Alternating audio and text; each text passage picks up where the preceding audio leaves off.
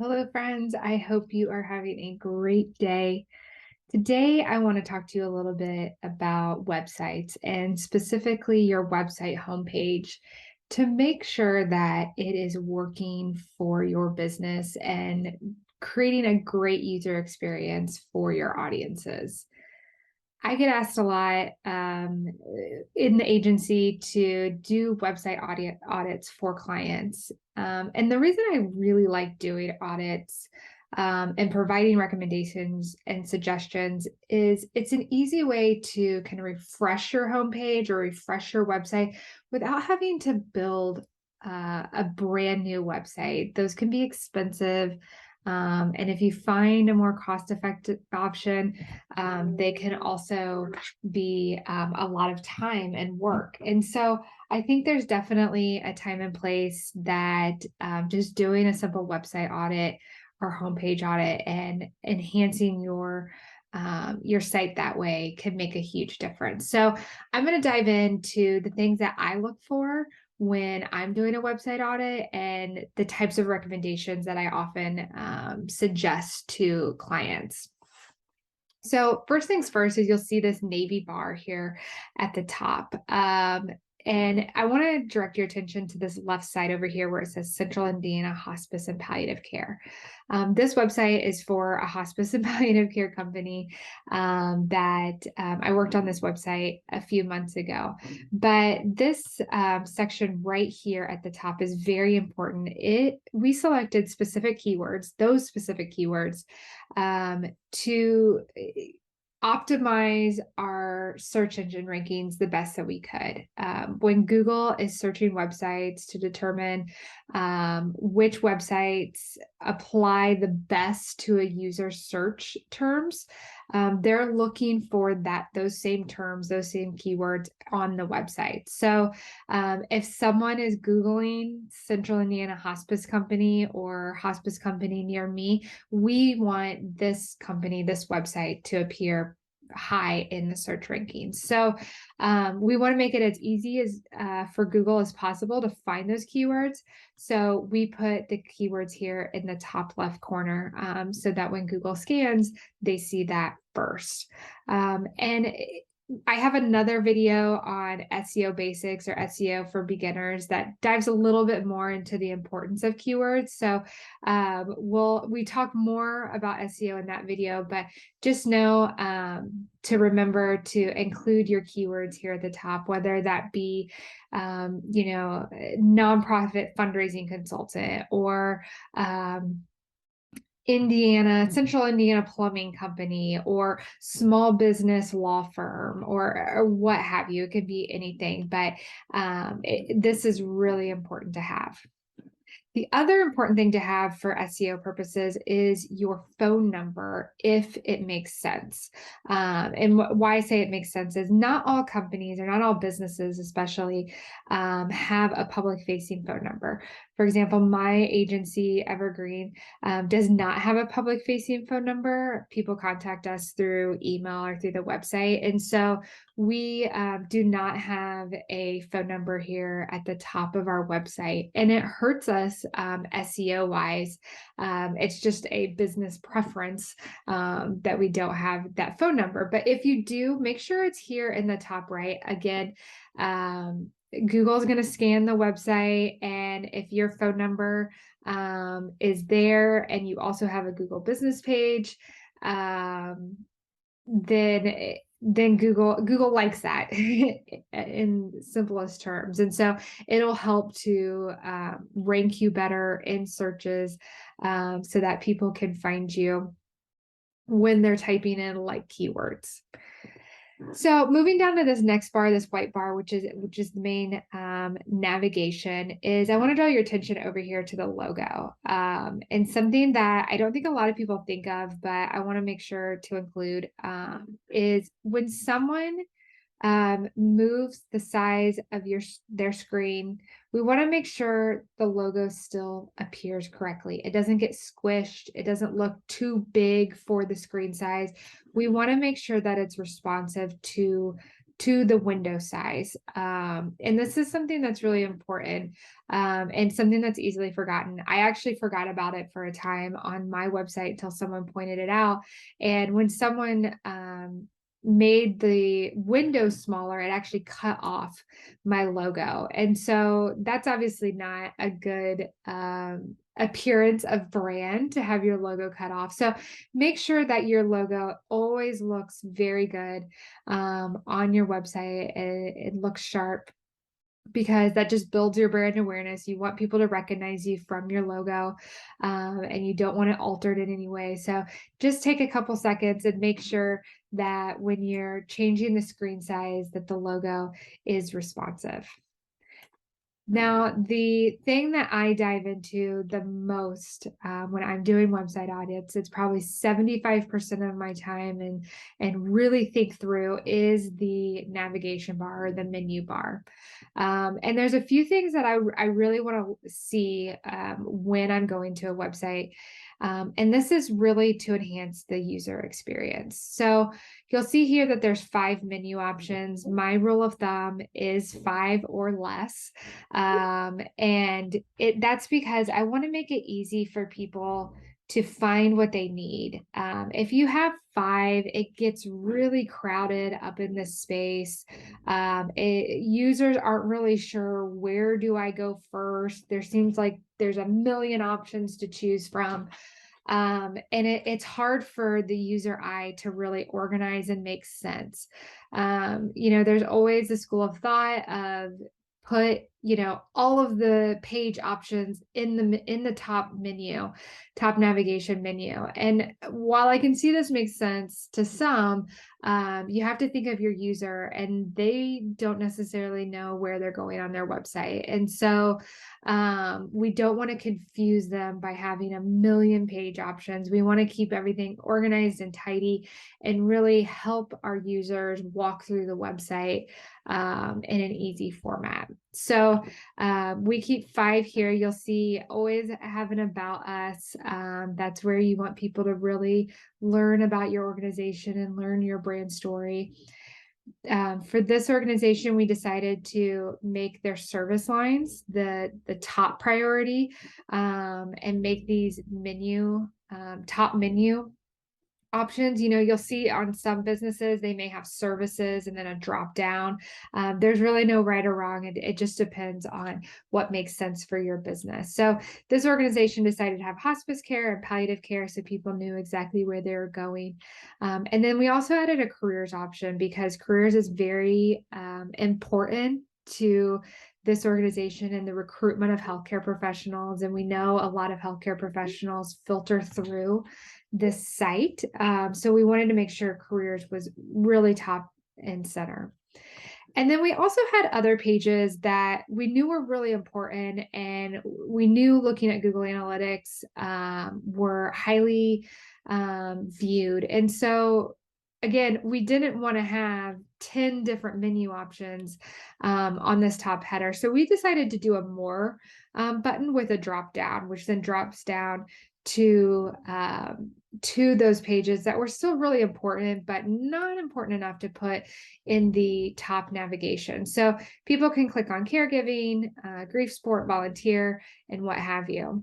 Now, the other thing that's important to remember is sometimes you'll see a sub drop down from a drop down. So it would be, for example, if I hovered over grief support, another drop down menu would appear with the pages that are associated with the grief support page.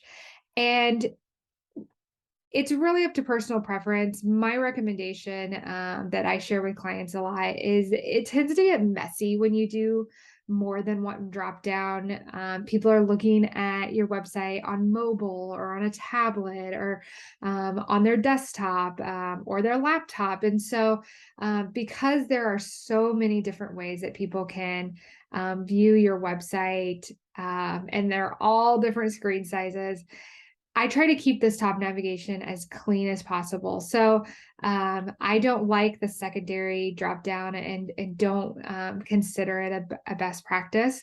But when you click on grief support, when you click on caregiving for this website, you on those specific pages, you will see a secondary list of options or a secondary menu that people can click off to the pages that are associated with grief support. That that just keeps your menu really clean. It makes it easy for people to know exactly where they're going.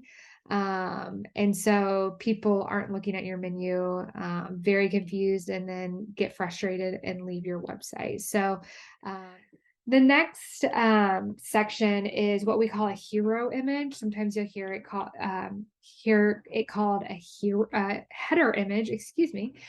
This really visually shows what your organization and what your brand is all about.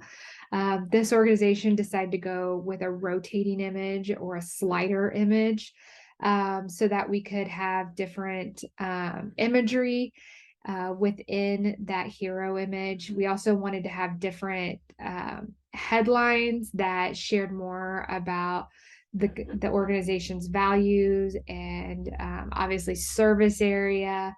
You'll see header images that stretch all the way across. You'll see sometimes that they're videos. You'll see sometimes that they're just text-based with maybe just a little graphic. So there's really no right or wrong way to display your hero image. It's just really what matches your brand and what matches your personality, your brand personality. For this organization, we needed lots of imagery of patients working with healthcare providers. And so you see that in the hero image, and you'll see that throughout the website as well. The next section is, I think, is actually probably the most important section behind the navigation. And this section, no matter how it looks style-wise or layout format, is the area where you need to share what your organization is all about. And so often you'll go to websites, no matter the industry or the type of organization, and they really don't share who they are, what they're about, or even what they do on the homepage. You have to dig into the About Us. And it's funny because as you're building websites, it's sometimes you're so you're so into the project that you forget to add this very simple piece. And so, I like right up here at the top, hospice and palliative care in Central Indiana. You know exactly what this organization is all about. We saw it up here in the top left corner, and then we're seeing it here again. And so, we added a little fluff messaging here, marketing messaging about what the organization is about. But upon quick read or quick scan, you can see they are a hospice and palliative care company in Central Indiana. And then the other really important thing that I look for is what is that call to action in this first section, in this main section? For this company, we wanted to make sure to include that they were available 24/7 for, if a family needs services for their loved one. And then, of course, we wanted to make sure that it was very easy and very accessible to contact them because they are available 24/7. So it's really important in this section, right under your hero image or your header image, to have who you are, what you do, and then a call to action. It could be to go to contact us page. It could be, if you're a retail company, it could be to go to your product pages. If you're service based, it could be to go to, your main line of service page. But this section, again, right behind the top navigation menu, is the second, most important section, and the one that I'm really looking at when I'm doing audits for its effectiveness. And so spend a lot of time thinking about this section under the hero image and what does it say? What does it convey to someone who knows nothing about your organization, and has just landed on your website somehow? Does it really share your story and what you provide? The rest of the homepage is really um, to the preference of the organization. There's not a ton of hard and fast rules. I mean, you've seen a lot of websites, they're all very different. And so what you put here in the bottom half of the page is important. You want to share a good brand story, but isn't as vital. And the reason being that, as we know, that as people scroll, they'll start to jump off. And so you need to have your most important information towards the top of your page, and then in a hierarchy or a funnel, provide the lesser important information at the bottom. And so for this organization, we decided to focus on their service lines in this next section, the hospice care and palliative care. It clicks off to the respective pages.